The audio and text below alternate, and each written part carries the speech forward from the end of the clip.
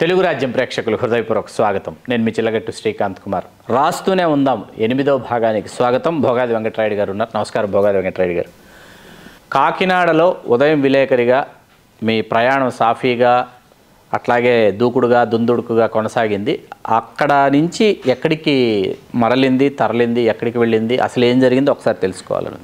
కాకినాడలో నేను పనిచేసింది ఉదయం విలేకరిగా 18 నెలలు, 1.5 సంవత్సరం. ఒక 30 ఏళ్ళు పనిచేసిన తృప్తి అనుభవం ఈ 18 నెలల్లోనే కలిగింది. అమలాపురంలో శ్రీరంగనాథ్ అని చెప్పి ఉదయం రిపోర్టర్, ఆయన కూడా అక్కడ స్టాఫర్. ఆయన నాకంటే చాలా వయసులో పెద్ద, ఇటీవలే కాలం చేశారు. వాళ్ళ అబ్బాయి కూడా డెక్కన్ క్రానికల్లో వంశీ చీఫ్ రిపోర్టర్గాను బ్యూరో చీఫ్గాను ఏదో ఉన్నాడు. ఆయన ఏమన్నాడంటే, పిల్లలు చిన్నోళ్ళు 1వ తరగతి 2వ తరగతి 3వ తరగతి, నువ్వు హైదరాబాద్ వెళ్ళిపోరాదా, నేను కాకినాడ ట్రాన్స్ఫర్ చేయించుకుంటాను ఏబీకే గారితో చెప్పి అని అన్నాడు. నేను ఎట్లా చేయించుకోను, ఇది పర్సనల్ రీజన్స్ కదా, ఒకవేళ నన్ను నిజంగా హైదరాబాద్ ట్రాన్స్ఫర్ చేస్తే నాకు అభ్యంతరం లేదు.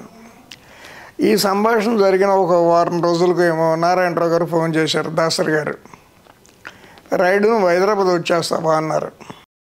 అంటే రావడానికి అభ్యంతరం లేదండి, పిల్లలు మిడిల్ ఆఫ్ ది ఇయర్ కదా, స్కూలు 2వ తరగతి 3వ తరగతి అట్లా ఉన్నారు, ఇంకొక అబ్బాయి ఏమో ఇంకా స్కూల్ దశలోకి రాలేదు, మొత్తం 3, 2 బాబులు 1 పాప అని చెప్పి.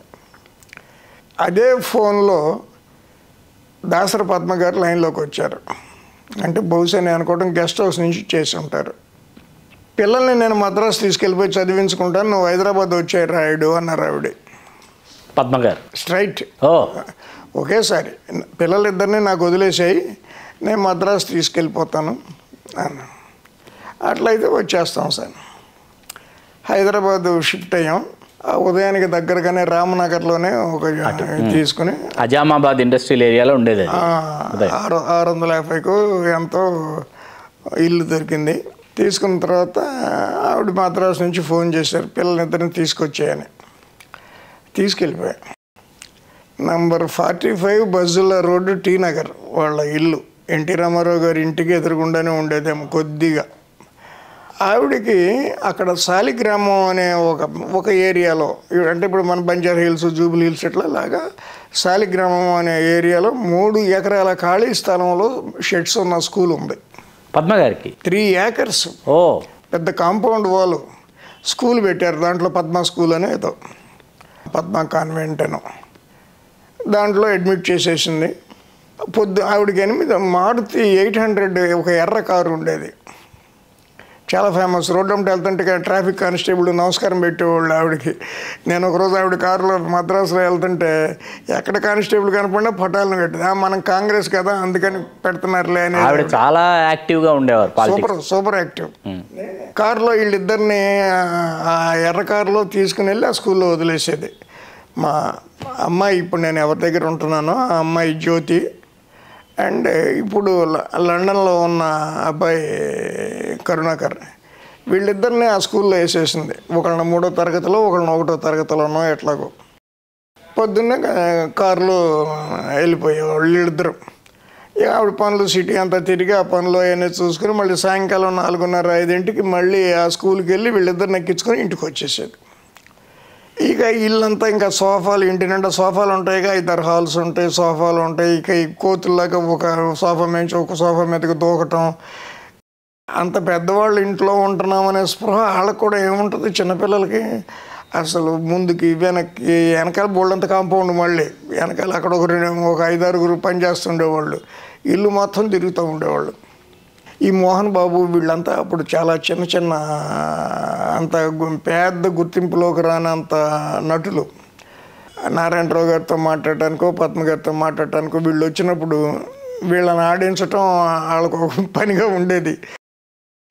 ఆ పిల్లల్ని ఆవిడ తీసుకున్న తర్వాత నేను హైదరాబాద్ వచ్చేసి, హైదరాబాద్ వచ్చేటప్పటికి ఉదయం పరిస్థితి ఏం బాగుండలా.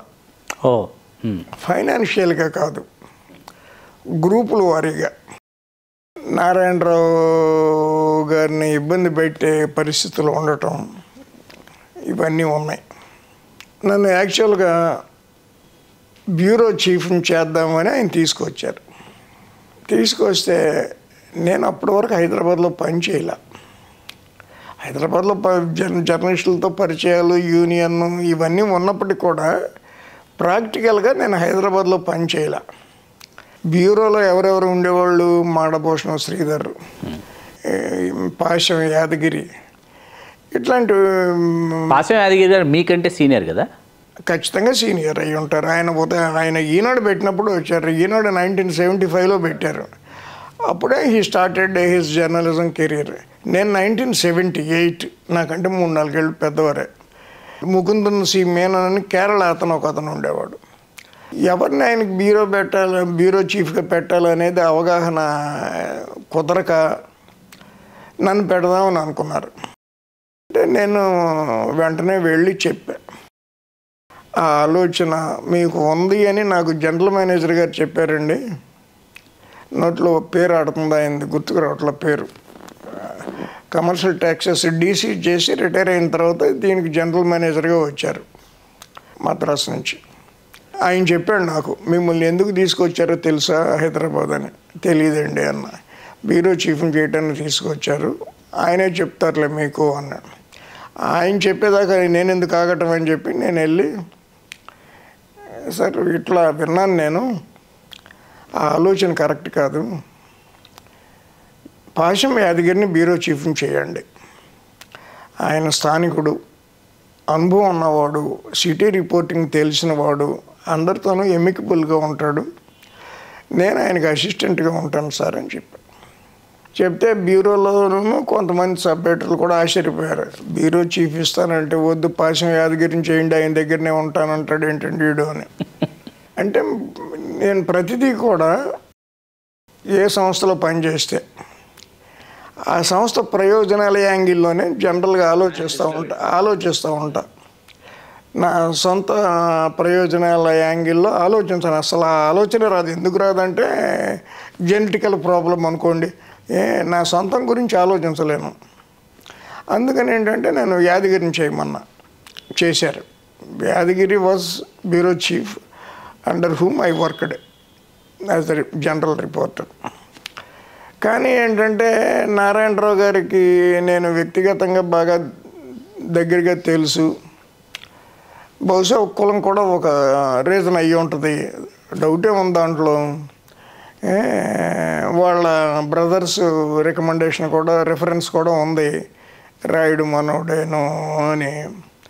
సో దానివల్ల నాకు ఖచ్చితంగా ఎక్కువ ప్రిఫరెన్స్ ఇచ్చేవారు.